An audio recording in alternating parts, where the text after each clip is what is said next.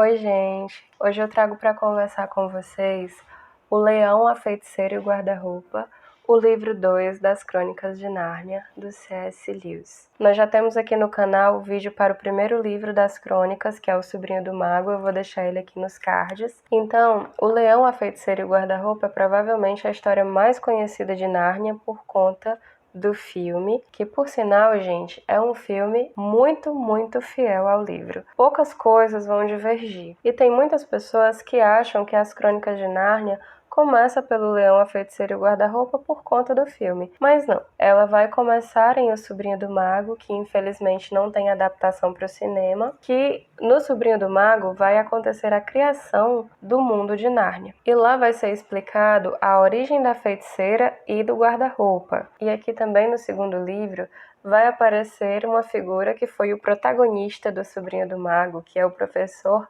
Kirk, o Diggory, o garotinho Diggory. Agora ele tem uma casa de campo e assim, não fica explicado se ele tem parentesco com a família das 4 crianças que vão aparecer aqui no Leão, a Feiticeira e o Guarda-Roupa, que são o Pedro, a Susana, o Edmundo e a Lúcia. Mas a história começa com a Inglaterra em guerra. O pai deles foi lutar na guerra e a mãe deles os mandam para essa casa de campo do professor Kirk. E aí essa casa funciona como uma espécie de museu. E a dona Marta, que é a governanta, ela também é uma espécie ali de guia turística, porque pessoas vão para essa casa para visitação. Ela é aberta à visitação. Ela é repleta de obras de arte, esculturas. A casa tinha um jardim muito grande, as crianças brincavam nesse jardim, até que num dia de chuva, a Lúcia propõe uma brincadeira e os irmãos aceitam. Eles vão brincar de pique-esconde e Pedro fica por fazer a contagem. Cada um tem que achar seu esconderijo e a Lúcia, ela entra num quarto aleatório e é um quarto que tem apenas um guarda-roupa na parede oposta à porta. E aí ela vê ali um esconderijo perfeito. E aí então ela vai entrar nesse guarda-roupa que está repleto de casacos de frio, tomando cuidado para não fechar a porta e ficar trancada ali dentro. E aí ela vai andando para trás, querendo tocar a parede do guarda-roupa, a parede de trás, e quando ela percebe, ela toca no negócio gelado. E aí, gente, ela está numa floresta coberta de neve. E ela fica admirada com aquilo ali, que guarda-roupa enorme. E não demora muito e ela encontra um fauno, o Sr. Túminos. E aí, depois de passar do susto de encontrar um fauno, que é metade homem, metade bode, eles vão conversar e ele vai convidá-la para ir tomar chá na casa dele. Ele vai mostrar para ela os álbuns de família, fotos de seu pai e várias outras coisas. É uma conversa assim bem interessante. Até que ele começa a chorar, dizendo que é um fauno muito mau, porque está sequestrando ela. E aí ele vai explicar o porquê, que é por causa da feiticeira branca, que todos os seres de Nárnia, eles têm ordens para que, no caso de encontrar algum humano, algum filho de Adão ou uma filha de Eva, como eles chamavam, eles têm que entregar a ela. E aí ele corre com a Lúcia de volta para o guarda-roupa, que ficava perto do Lampião. O Lampião também vai ser explicado no vídeo anterior do Sobrinho do Mago. E ela consegue voltar para o seu mundo, de volta para a sala vazia. E aí ela sai gritando: gente, eu não sumi. Mas o detalhe é que o Pedro ainda nem tinha terminado a contagem. E aí eles ficam sem entender o que foi que aconteceu com a Lúcia. Ela não era ela que queria brincar. E aí ela vai dizer que entrou no guarda-roupa e ficou lá por horas. E que como é que pode eles não terem dado pela falta dela? E todos vão até o guarda-roupa e o guarda-roupa está selado. E aí ninguém acredita na Lúcia. Mas ela fica com aquilo na cabeça dela e de noite ela não consegue dormir. Ela levanta da cama e vai de volta até a sala vazia.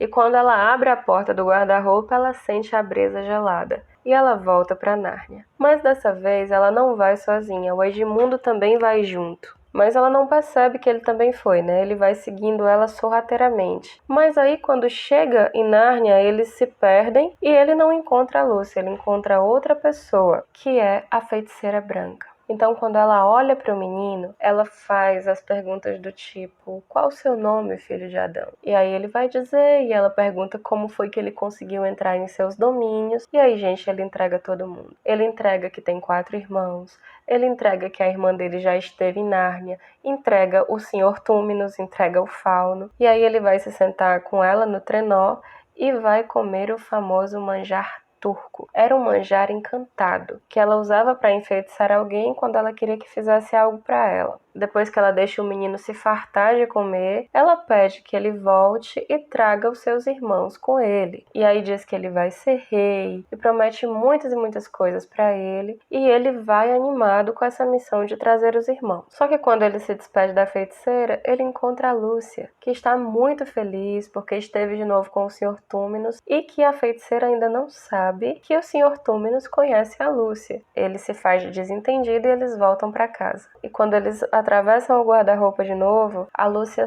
sai eufórica chamando os irmãos, porque agora ela tem como provar que Nárnia existe. Ela tem o Edmundo como testemunha, mas o salafrário do Edmundo passa uma rasteira na coitadinha, porque ele nega tudo. Diz que é a imaginação dela, diz que Nárnia não existe, e aquilo ali, gente, deixa ela arrasada. Ela vai sair correndo e vai topar frente a frente com o professor. E eles vão ter que explicar, né, os dois mais velhos. Eles vão conversar com o professor e explicar que ela está ficando louca. Aliás, estão com medo de ela estar ficando louca, porque ela diz que encontrou uma floresta dentro de um guarda-roupa e não para de falar nisso.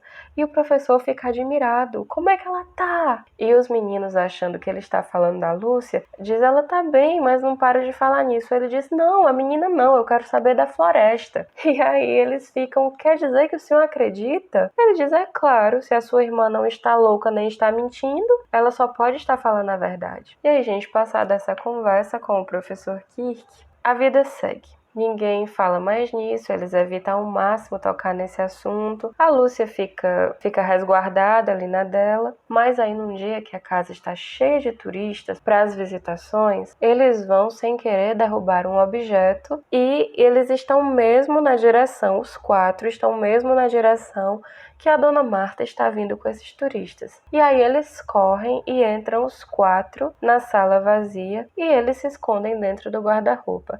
E dessa vez, os quatro vão para Nárnia. E aí, chegando lá, quando eles veem tudo aquilo, depois de lavarem a roupa suja, não é? Edmundo mentiroso, Lúcia falando a verdade, eles vão para a casa do Sr. Túminos. E quando eles chegam, a casa está destroçada, só com um aviso da polícia na parede, dizendo que ele foi preso por confraternizar com inimigos. E aí a Susana se apavora, quer ir embora, a Lúcia quer ficar para salvar o Sr. Túminos, até que aparece um castor.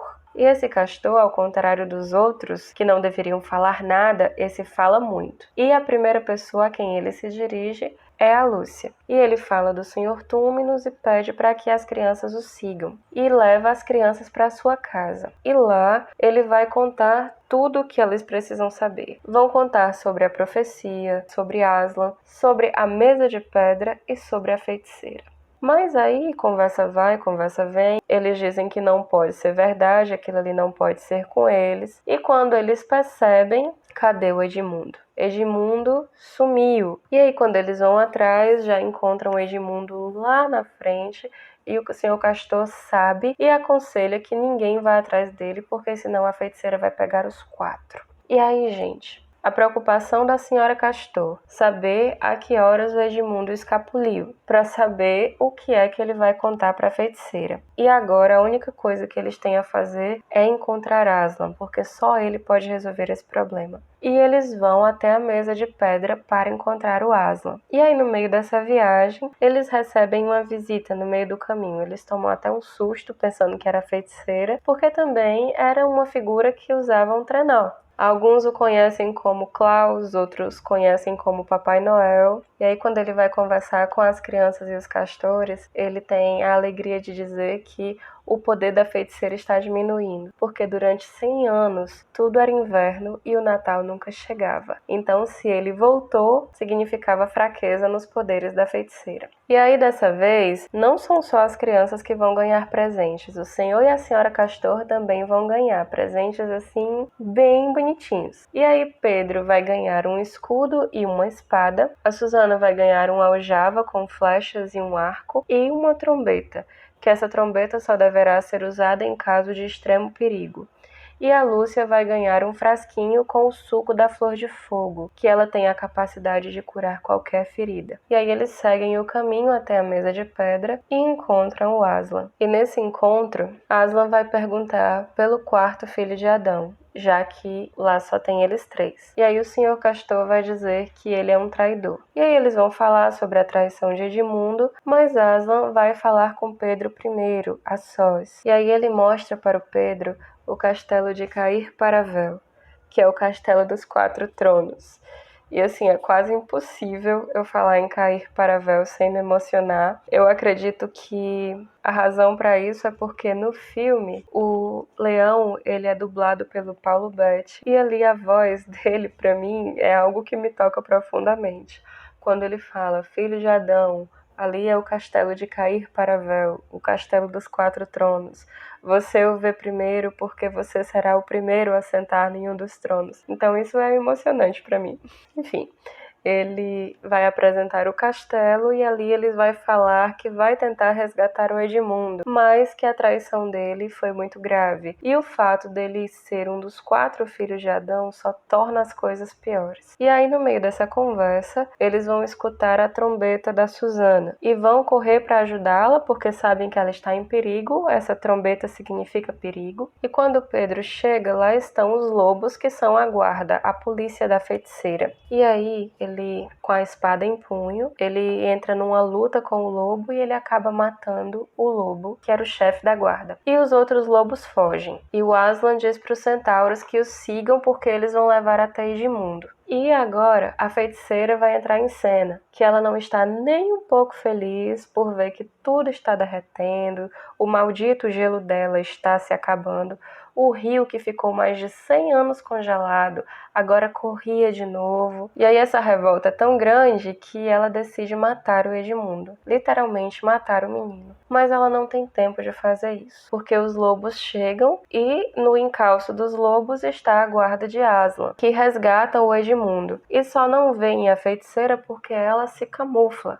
para fugir ali daquele batalhão, que estão em número bem maior do que o dela, por mais que ela esteja com a maldita varinha que transforma qualquer coisa em pedra. E aí, uma vez resgatado, Aslan vai conversar com Edmundo. E depois de uma longa conversa, quando eles voltam para encontrar os outros, Aslan diz simplesmente que o que passou, passou e não vale a pena falar nisso. E aí, mal termina a conversa, lá vem a feiticeira exigindo uma audiência com Aslan. E aí ela está lá na sua postura de rainha, dizendo que o sangue do filho de Adão pertence a ela, porque o sangue de todo traidor é sua posse. E aí o Aslan diz, a ofensa dele não foi contra você. E ela diz que, a menos que ela tenha o sangue do filho de Adão, toda Nárnia perecerá em fogo. E aí ele pede uma audiência privada com ela. E aí depois de alguns minutos, ele sai dizendo que ela recusou o direito do sangue do filho de Adão. E aí, gente, é aquela alegria toda. E o que vai se seguir aqui, gente, é uma das cenas mais lindas que eu já vi nessas crônicas. O Aslan, ele vai tomar o lugar do Edmundo nas garras da feiticeira. Isso lembra alguma coisa a vocês?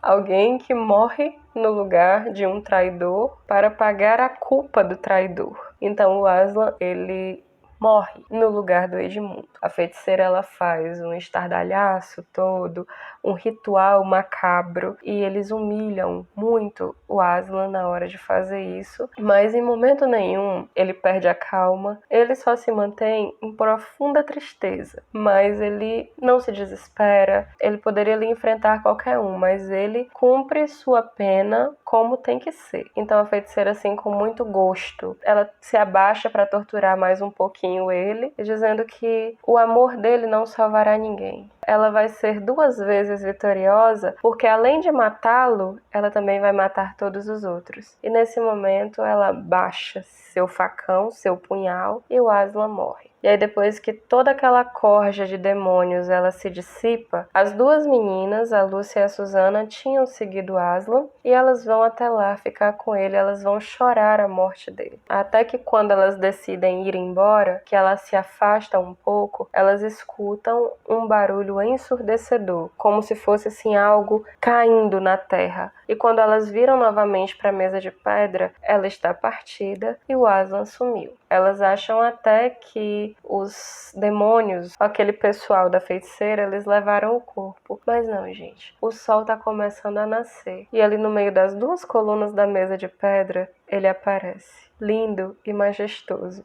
Ele ressuscitou. E depois eles vão direto para o castelo da feiticeira. Ela não está em casa para recebê-los. E o propósito do Aslan ter ido para lá é que ele precisava aumentar os números de seu exército. E o castelo dela estava cheio de estátuas de pedra. Sei que eu já comentei isso, mas só explicando melhor. Ela levava um cetro na mão, uma espécie de varinha mágica, que se ela tocasse em qualquer coisa com a ponta dessa varinha, essa coisa se transformava em pedra. E o castelo dela tinha estátuas de pedra para todo lado. E aí o Aslan, ele vai soprando nessas estátuas de pedra que elas vão voltando à vida pouco a pouco. E ali ele vai procurando os que vão voltando à vida, vão procurando os outros e olham em todo canto, vasculham o castelo inteiro atrás de prisioneiros e ressuscitam todos. Destransformam em pedra e todos eles voltam ao normal. Tem até um gigante bem simpático aí no meio dessa galera toda. E aí eles vão para a batalha. Quando Aslan chega, a feiticeira está exatamente com Pedro, lutando com ele, sem o seu cetro, sem a sua varinha, porque ela tinha sido quebrada por Edmundo, que por sinal está muito ferido, gente. E aí a cena mais aguardada, o Aslan pula em cima dela, e ali é o seu fim.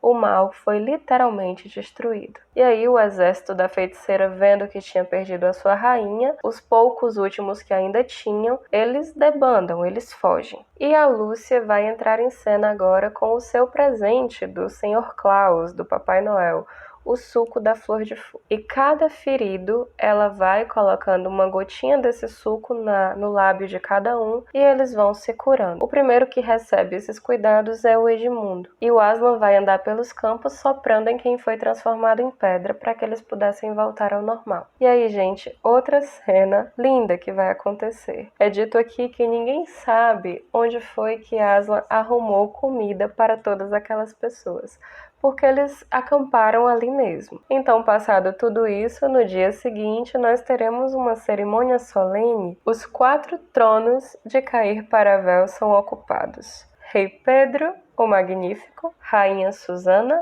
a Gentil, Rei Edmundo, o Justo, e Rainha Lúcia, a Destemida. E aí, passado toda essa cerimônia, o Aslan, ele vai sumir misteriosamente, o que causa uma grande tristeza em Lúcia. Mas aí a senhora Castor, ela vai tranquilizá-la, dizendo que ele não é domesticado. Então hoje ele está, amanhã ele não está. Mas sempre confie que quando precisarem, ele estará por perto. E aí o tempo vai passar, o reinado deles vai ser marcado pela caça aos espíritos maus que ainda sobraram, os servos da feiticeira, e eles vão manter relações com países das fronteiras vizinhas. Bem legal isso, porque pessoas dos países vizinhos vêm até Nárnia e, consequentemente, eles também vão até esses outros países. Que isso também será cena dos próximos capítulos no próximo livro das crônicas. Vocês vão ver. Vamos terminar essa história aqui primeiro. E aí, gente, vai ter um dia que eles vão caçar um veado branco e vão os 4 a cavalo procurar esse veado. E aí ninguém consegue, é um animal dificílimo de ser capturado. E aí eles vão desmontar dos cavalos e eles vão a pé,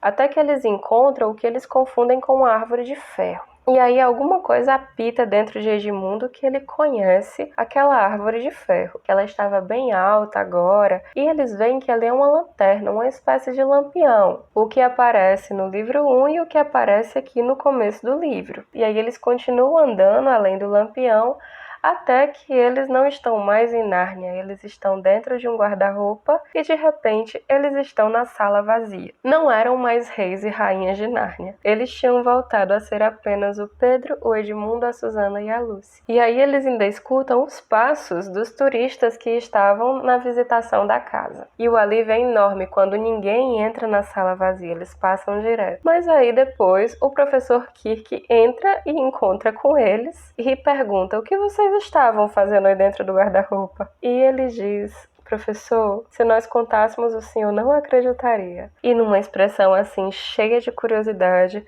o professor fala: experimentem. E aqui, gente, depois desse experimentem, ele vai ter uma conversa com os 4. No filme é apenas com a Lúcia, quando ela tenta voltar para Nárnia depois. Aqui não, aqui ele vai conversar com os 4 que agora não será mais possível voltar para Nárnia através do guarda-roupa, e que tem que ser quando eles menos esperarem. Mas eles podem ficar calmos, porque eles vão voltar para Nárnia. Porque quem é coroado rei e rainha de Nárnia será sempre rei ou rainha de Nárnia. E assim se encerra O Leão, a Feiticeira e o Guarda-Roupa. Mais um livro lindo e emocionante aqui pra gente. Então, se você tem vontade de ler as Crônicas de Nárnia, seja pelo volume único, ou por esses livrinhos aqui que são separados crônica por crônica, eu tenho certeza que vocês não vão se arrepender. São histórias lindas, são histórias que elas têm paráfrases da Bíblia, principalmente dos evangelhos, e assim, dá paz ler esses livros. É como aconteceu lá no livro 1.